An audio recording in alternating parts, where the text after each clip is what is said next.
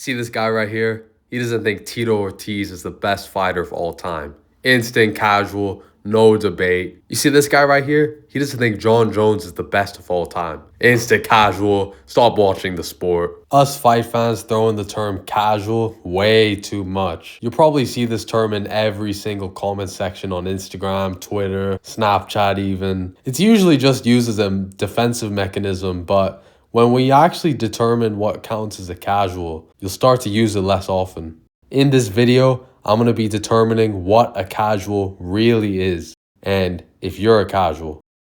A lot of fans throw in terms like war, grit, and brutal when talking about MMA, which is completely true. But you need to understand that it's not always going to be like that.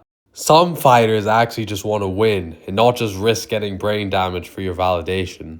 And when we see this take place, a lot of fans instantly resort to calling them boring or a decision machine. Let's give Belal Muhammad for example. Do you even realize how high level this man is? Who actually cares if he's won most of his fights by decision? He's incredibly skilled. To run through Leon Edwards like that, especially seeing how much he improved from their first meeting back in the Apex, it was very wholesome to watch. But the sad thing is, barely anyone is giving him props still. They're just waiting for his reign to be over. They're just waiting for Shavkat or JDM or whoever to take his throne because all they care about are knockouts. Don't always jump on the bandwagon. Honestly, it's acceptable when the fighter you hated deserved to be hated because of his character or his bad influence on the MMA world, but then really made an effort to improve and better himself. Then it's fine. But I really don't get why everyone hates on the new hype train. Like, don't you want a new star to grace us with their presence? I'll give you an example. Khamzat Chimaev. I remember when he was on his rise and when everyone called him a hype train, they were all waiting for him to be quote-unquote humbled. And anytime he said he could be a top contender, like Robert Whittaker, everyone would disrespect him, tell him he's delusional, and look what happens now. When he started to prove everyone else wrong by literally destroying everyone that he faced, now everyone's switched up. Now people are calling other fighters delusional for thinking they can beat him. It's the same thing people did with Ilya. A lot of people doubted him when he said he was going to fight my beautiful GOAT, Volkanovski. But now people are starting to give him the respect he deserves.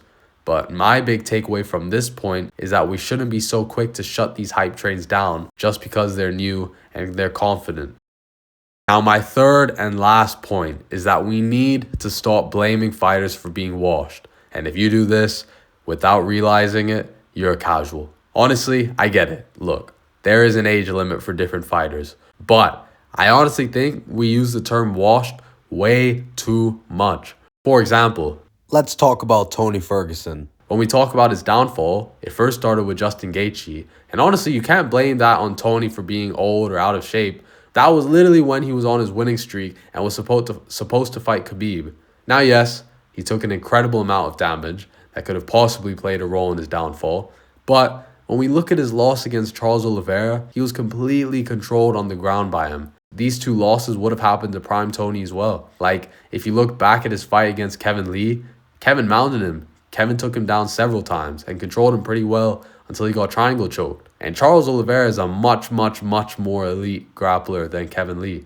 But yes, seeing him lose to Bobby Green, Nate Diaz, and Paddy Pimblett in the way he did was pretty strange. And also, with Adesanya, he literally came off a knockout win over Alex Pereira before he lost to Sean Strickland. Now, when Sean Strickland dog-walked him for 4 rounds, and yes, I say 4 because Izzy had a great second round. But again, this was just a styles matchup where Sean put an exhausting amount of forward pressure, which made Izzy uncomfortable. Even with DDP, Izzy looked very sharp in that fight, but once again, DDP's pressure caught up to Izzy, and that's why he lost.